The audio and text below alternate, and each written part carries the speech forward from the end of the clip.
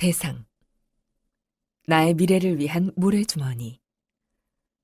저는 2013년 8월 자살 시도 후 처음 조현병을 진단받았고 현재는 조울증으로 약을 계속 먹고 있는 환자입니다. 여전히 때때로 우울한 감정이 들기도 하고 피해의식이 있기도 하지만 극복하려고 노력하고 있습니다. 늦게나마 공부를 다시 해서 대학에 입학도 했고 일상생활을 할 수 있을 정도로 호전되어 지금은 간단한 아르바이트도 하고 있습니다.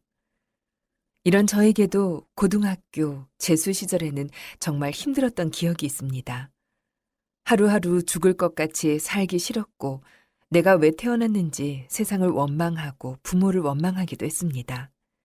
가장 힘들었던 때는 역시 자살을 시도하기 직전인 2013년이었습니다. 외계인이 나를 조종하고 영화 매트릭스나 트루먼쇼처럼 모든 현실이 가상이거나 조작되었다는 망상과 환청들이 나를 괴롭혔고 특히 아파트 주민 모두가 나를 비웃고 죽어라 저주하고 조롱하는 듯한 소리가 들리고 망상이 계속될 때는 정말 힘이 들었습니다. 자살을 생각했던 어떤 날에는 천둥 번개가 치는 것조차도 빨리 죽으라는 뜻인 것 같아 실체도 없는 무언가를 향해 무조건 죄송하다 빌었던 적도 있습니다.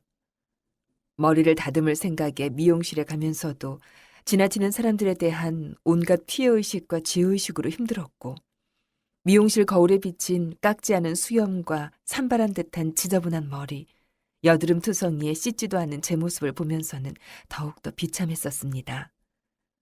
그러나 사실 외모보다 비참한 것은 제 정신이었습니다. 남이 웃으면 나를 비웃는 것 같았고 뭔가 얘기하면 나를 험담하는 것 같았고 눈이 마주치면 나를 좋지 않게 보는 것 같다는 생각에 뭐든지 부정적으로만 받아들이는 내 자신이 너무 힘들었습니다. 하지만 지금은 많이 나아져서 이렇게 나의 이야기를 글로 쓸 수 있게 되었다는 사실이 저 자신도 놀랍습니다. 지금부터 저의 이야기를 들려드리고자 합니다.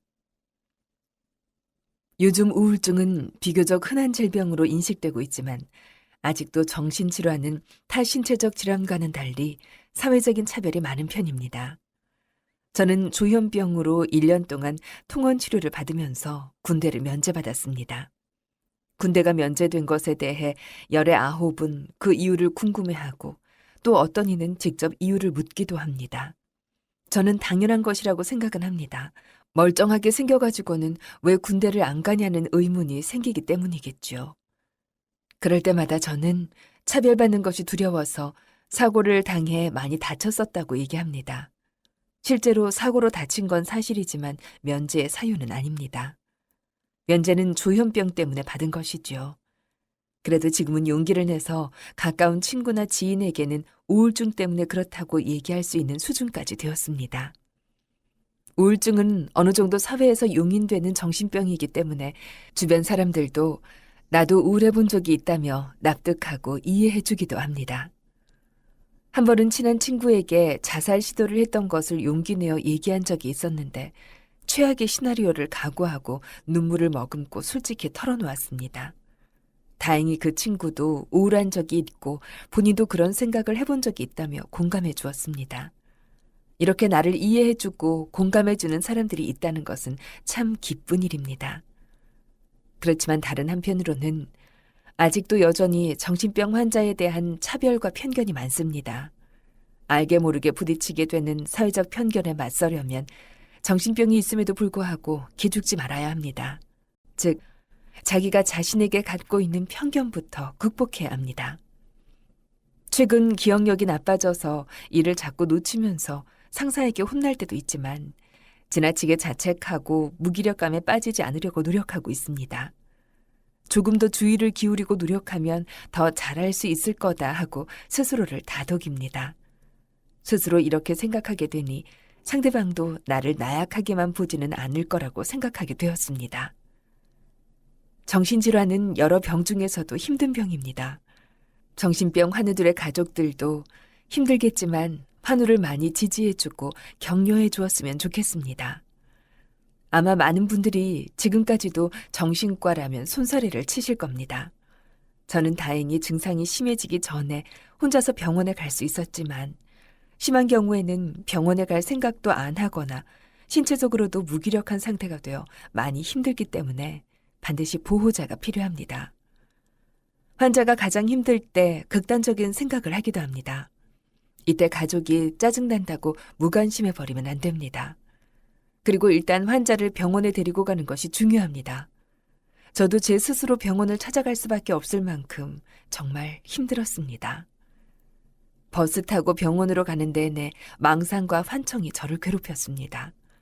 병원에 가서도 혹시나 저 의사가 내 증상을 듣고 나를 이상하게 보면 어쩌지 하는 생각 때문에 제대로 제 증상을 말하기조차 힘들었습니다. 이때 가족이 옆에서 본인이 하기 힘든 이야기를 대신 해주거나 또는 옆에 있어주는 것만으로도 큰 힘이 될 거라 생각합니다. 어쩌면 저도 가족과 함께였다면 제 증상에 대해서 더 솔직히 이야기하고 극단적인 생각까지는 하지 않았을지도 모른다는 생각도 해봤습니다. 저도 정신적으로 힘들고 어렵지만 그럴수록 마음을 다부지게 먹고 있습니다. 정신병에 걸렸다고, 이제 내 인생은 끝났다고, 모든 것을 포기하고 집에만 틀어박혀 있지는 않았습니다. 가족들에게 나의 상황을 얘기하고 병원에 가고 싶다는 의지를 보였고 혼자서라도 병원에 갔습니다. 취업, 결혼, 군대 등 많은 생각이 오가고 걱정이 앞섰지만 그래도 갔습니다.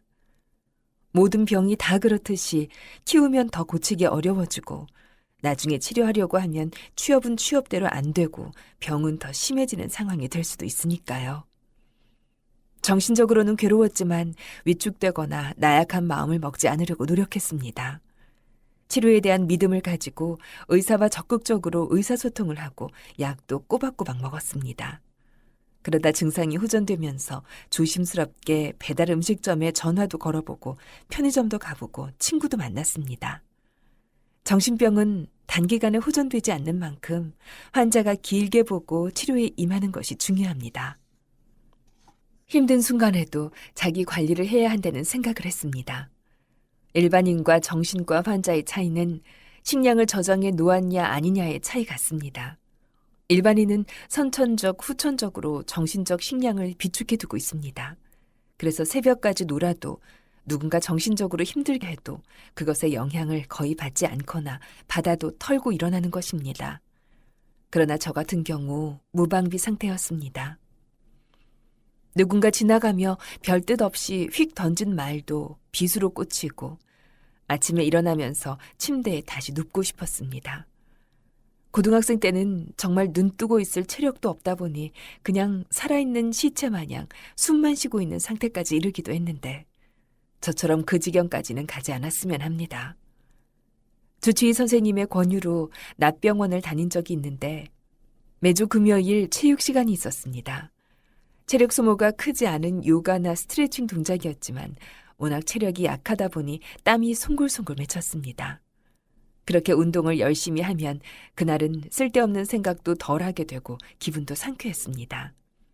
맨날 집에만 틀어박혀 있다가 운동을 하니 좋았고 그렇게 자기 관리의 필요성을 느끼게 되었습니다. 저도 움직이는 거 힘들어하고 싫어했지만 그럴수록 활발히 움직여야 한다고 생각합니다. 낮에 바깥에서 걷기라도 활발히 하면 많은 것들이 도움이 됩니다. 주치의 선생님의 말씀에 따르면 대부분의 우울증 환자들의 심박수 그래프가 뒤로 밀려 있다고 합니다. 즉, 심박수가 낮 12시쯤에 가장 높아야 하는데 이게 몇 시간 뒤로 밀려 있는 겁니다. 가장 심박수가 활발해야 할 정오까지 잠에서 깨지 못하고 밤늦게까지 깨어 있어서 심박수가 정상인가 완전히 달라지기도 합니다. 증상이 심했던 때에는 오후 1~2시에 깨서 밥 먹고 다시 자고 밤 11시에서 12시가 돼서 다시 깨고 새벽 4~5시에 자고 이런 생활을 반복했습니다. 몸과 마음이 망가지지 않을 수 없는 생활 패턴을 몇 년 동안 한 것입니다. 그래서 규칙적인 생활을 하려고 더 많이 노력했습니다. 억지로라도 부모님께 깨워달라고 말했고 멍하게 앉아있다가도 애써 정신을 차렸습니다. 그때는 힘들고 무의미하고 끝이 안 보이는 짓이라고 여겼지만 지금 돌이켜 생각해보면 그때 억지로라도 노력하지 않았다면 지금의 삶은 없었을지도 모르겠습니다. 저는 사회공포증도 겪고 있기 때문에 인지행동 치료도 받고 있습니다. 인지행동 치료를 하시는 의사 선생님께 정말 많은 것들을 배우고 있고 또 저 나름 대인공포증의 치료 같은 책도 많이 읽으며 공부하고 있습니다. 앞서 말했지만 제일 중요한 것은 마음가짐인 것 같습니다. 규칙적인 생활, 체력 등을 뒷받침하는 것이 마음가짐입니다. 사람은 자신이 하고 싶거나 해야 되겠다고 생각하는 것만 열심히 하게 돼 있습니다. 저는 피해의식이 상당하여 피해 망상 정도로 심했던 적도 있었습니다. 가족들이 저보고 죽어라, 넌 살 가치가 없다 등의 공격적인 말을 하는 것 같은 환청이 들리기도 했는데 사실 이것들은 모두 나는 피해자다라는 생각에서 비롯된 것인 것 같습니다. 제가 자살을 생각했던 가장 큰 이유는 더 이상 나는 살 가치가 없어라고 실제로 마음속 깊이 생각했기 때문입니다. 난 아무것도 못해. 학교 수업도 들을 수 없고 가족이나 남들에게 피해만 주고 세상에 하나도 도움이 안 되는 존재야 라는 생각이 뿌리 깊었었습니다. 이런 부정적인 마음은 갑자기 생긴 것이 아니라 역사가 깊기 때문에 한순간에 마음을 바꿔먹기란 쉽지 않습니다. 저도 아직 이 같은 마음을 완전히 바꾸지는 못했고 바꾸기 위해 노력하는 중입니다. 지금은 긍정적인 마인드를 갖는 것보다는 부정적인 마인드만 갖지 말자 이런 식으로 마음가짐을 달리하고 있습니다. 저 또한 정신병을 못 고치는 죽을 병이고 그리고 이 병에 대해 100% 확신하고 있다는 잘못된 믿음이 강했습니다. 하지만 관점을 바꾸는 것은 그렇게 어려운 일은 아닙니다. 피해의식을 예로 들면 저 사람은 내가 저 사람 눈을 보면 나를 싫어할 수도 있고 아닐 수도 있다. 완전히 저 사람은 무조건 나를 좋아한다고 생각하는 것이 아니라 저 사람이 나를 좋아하는지 안 좋아하는지 물어보지도 않았다.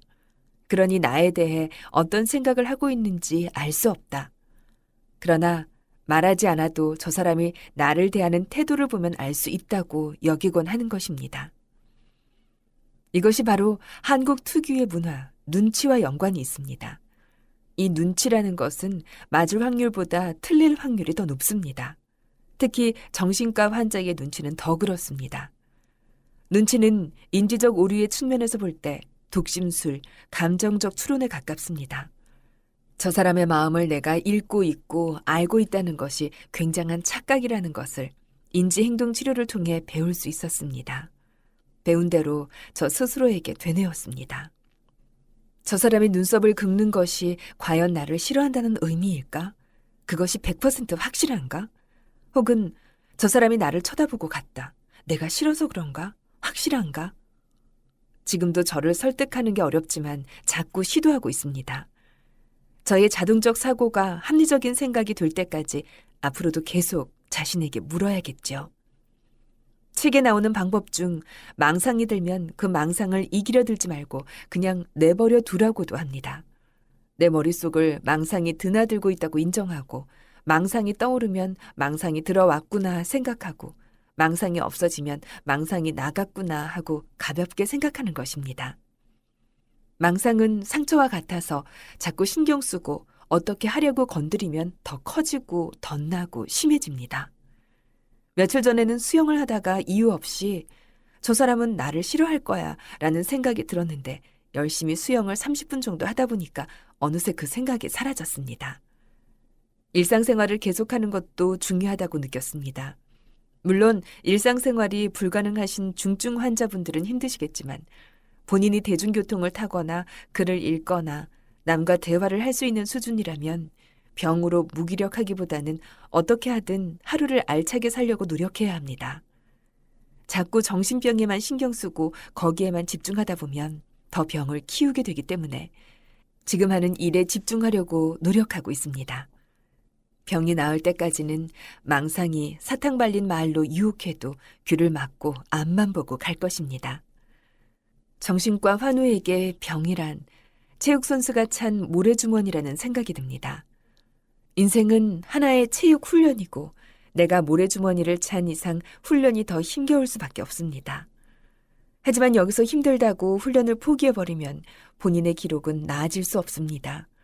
모래주머니를 차고 있어도 훈련은 견뎌야 합니다. 저는 마음에도 근육이 붙는다고 믿고 있습니다.